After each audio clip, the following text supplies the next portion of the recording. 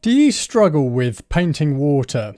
Well, I used to find painting water quite difficult. Many years ago, when I used to try painting water, it looked stiff and fake and just nothing like the reference photos. Then, over time, I discovered this way of painting water that made everything so much easier.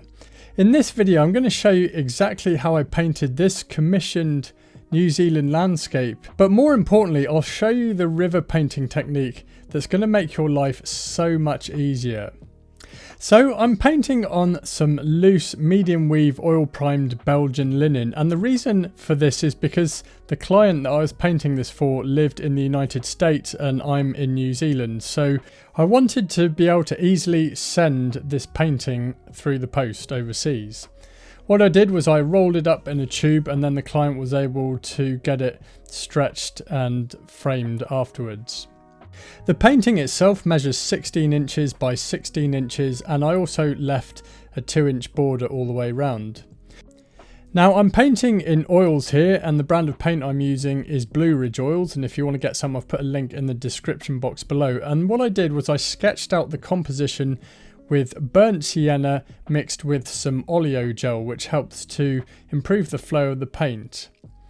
Now the first thing I do whenever I paint a landscape, and for those of you that have been watching my videos for a while will know that I do this, but I always start with the darkest values first.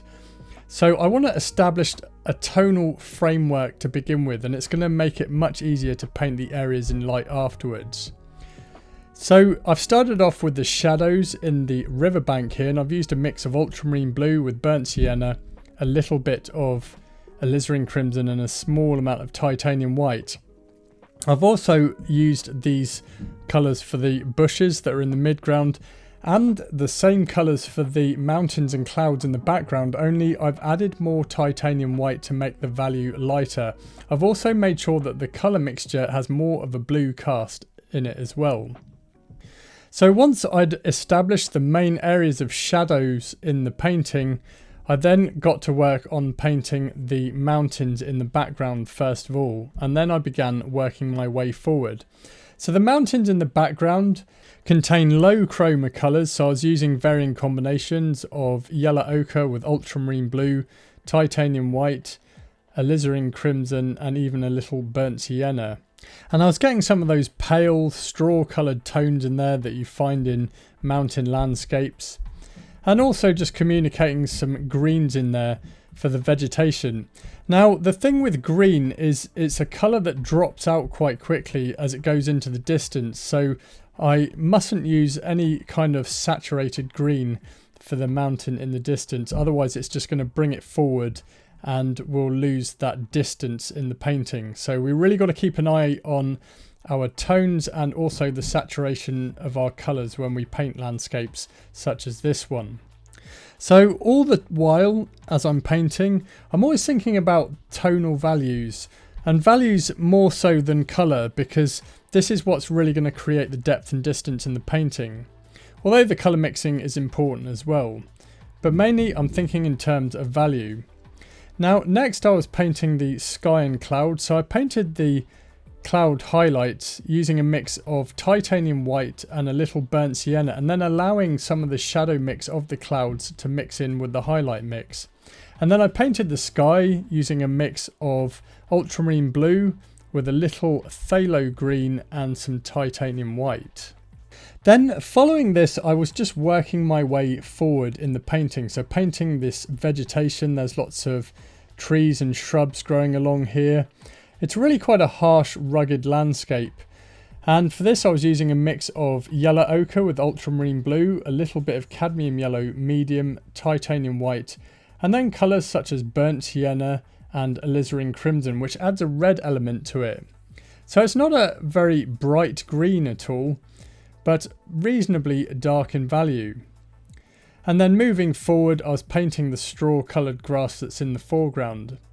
So I worked off a reference photo that the client gave to me, and unfortunately I don't know what I've done with it, so I wasn't able to post it on the screen, but I hope that doesn't take away from your enjoyment of this painting. For the straw coloured grass I was mostly using a mix of yellow ochre with a little alizarin crimson, some titanium white and if I needed to desaturate the colour I used a little bit of ultramarine blue, and then also mixing some greens in there as well. So you might be wondering, what's that little painting doing in the corner of the screen there? Well, this was my colour study, because whenever I do a painting I always do some prior planning first of all. So this painting started off with some sketches, and then I painted a little colour study which you can see in the corner here. So now you must be wondering, what's the deal here with painting the water? What am I doing that's making it so much easier? Well, I'm going to show you right now, and it starts off in the blocking in stage. And first of all, the thing you need to do when you're painting water is don't focus on the detail at all. In fact, keep your brushwork loose, and really this applies to anywhere in the painting. So what I did with the water was I identified where the darker tones were and the general movement of the water, so the ripples and the small little waves.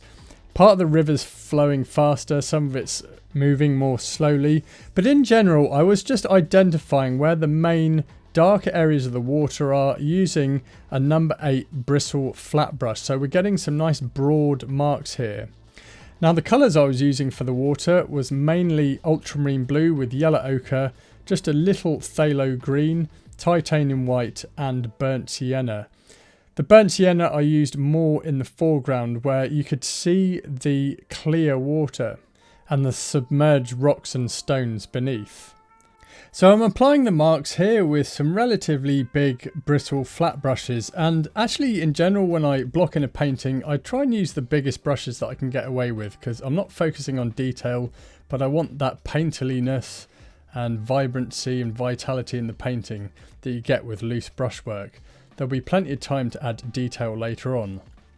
Now after I'd identified where the darker tones were in the water, I then painted the more stiller and calmer areas of the water that are reflecting the sky. Also there's some movement and a few waves and ripples and things like that, and they're also reflecting the sky as well. So this is going to be a lighter tone. To mix this colour I used a similar colour to what I've used in the skies, so ultramarine blue with a little phthalo green and titanium white, and also just a dash of yellow ochre as well, just to add another green element to it and just to warm up the colour a bit. So once the basic areas of the water were blocked in, so the darker tones and then the lighter areas that are reflecting the sky, I then started to work in a little bit more detail and starting to form the ripples within the water. Now one of the things that I've found with painting water, and this applies to painting seascapes as well, is generally that troughs between the waves seem to be lighter in value, and I think this is often because they're reflecting the sky. And then where you get the actual waves themselves, I almost think of them as little hills, but they're often darker in value, so I keep this in mind when I'm painting the water. Now here in the foreground, as I say, the water is clear, so I've added a few extra colours here right in the foreground to communicate the clear water and the rocks and stones beneath. And I'm painting things like shadows using a dark tone of ultramarine blue, some burnt sienna and a little titanium white and alizarin crimson, and then other varying mixes of yellow ochre, burnt sienna, titanium white and ultramarine blue to communicate some of the different coloured stones that are at the bed of the river. Then once these are painted, I then take my lighter mix that's reflecting the sky, and with a smaller flat brush I just do some sweeping motions to communicate the ripples within the water. And this will give the illusion that the reflected light is on the surface of the water and we're still able to see the submerged stones beneath the clear water. Now, it's taken me a while to learn how to paint water, and I was struggling with my painting for a very long time. But in the end, I was able to get an art mentor, and what he showed me was to have a system in place for my painting process. And once I started implementing this system, my paintings very quickly improved. And I'd like to help you with your painting, especially if you're struggling with composition, getting the tonal values and depth and distance right in your paintings and colour mixing. So as I say, I'd like to help you, and I'm giving away a free landscape painting blueprint that details my painting process, and you can copy this and apply it to your own artwork, and I believe this will really help you to improve your painting skills. So if you'd like to get my free landscape painting blueprint, just click the link below and I'll send it over to you. Enjoy! Now then, back to the painting, and at this point I was letting the work that I'd done on the river dry.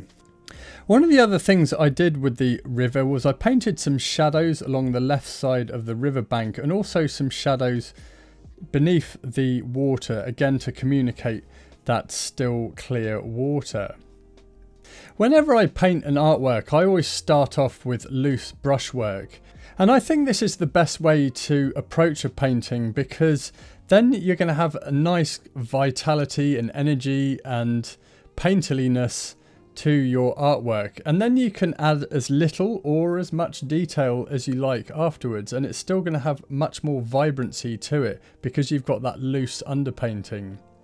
Now, as my painting style evolves, I'm actually trying to loosen up my brushwork a bit more and perhaps not be so detailed. I think you can say a lot with a painting that's impressionistic, and often these types of paintings that don't have so much detail can often look more detailed when you stand back and look at them. So I consider myself a realism painter, but not necessarily a detail painter. So keep your brushwork loose to start with, and then you can add details later on. Another thing with my painting is I tend to keep it tonally darker as I work through the painting, and then add lighter layers. And then finally I'll be saving my lightest values until the very end of the painting, and these will be the final highlights, usually things like sparkles on the water in this case, that's just going to make the whole thing pop. At this point in the painting it was well underway, and I was thinking about starting to get it finished. Really all that was left to do now was to finish painting the water. And I was actually really enjoying painting this scene. I kind of go into this meditative state when I'm painting, and I just love painting landscapes so much. There's just so much beauty in the world, especially in New Zealand. The landscape is stunning, and I just feel absolutely compelled to just recreate it on a canvas. So it's almost very difficult to put it into words about why I love painting landscapes so much, but it's absolutely my jam for sure. And I'm going to be painting landscapes till the day I die. Now at this point in the painting I was starting to add lighter tone to the reflective surfaces of the water, so this is really going to communicate the ripples a lot more and just that movement in the water. So I was starting to use some smaller bristle flat brushes here and go a bit more sparingly with some of the highlights, and this just helps to build out more three-dimensional form within the water here. I then also continue to just add a little bit more details within the grass as well, and just some of the other areas of the river, especially on the right side of the painting at the riverbank there. I started to paint the suggestions of stones and rocks at the edge of the riverbank.